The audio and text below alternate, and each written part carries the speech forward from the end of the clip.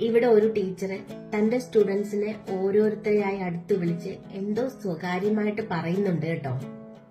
പക്ഷേ ആ കുട്ടികളുടെ ഫേസ് കണ്ടാൽ അറിയാം അവർക്ക് ആ സ്വകാര്യം ഇഷ്ടപ്പെട്ടിട്ടില്ല എന്ന്. ആരും അങ്ങോട്ട് ചിരിക്കുന്നില്ല. എന്താ കാര്യം? എന്താണ് ആ ടീച്ചർ പറഞ്ഞ സ്വകാര്യം എന്നറിയണ്ടേ?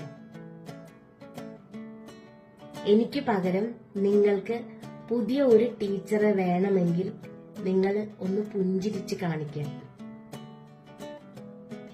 കണ്ടോ, ഒരു വിദ്യാർത്ഥി പോലും ചിരിക്കുന്നില്ല.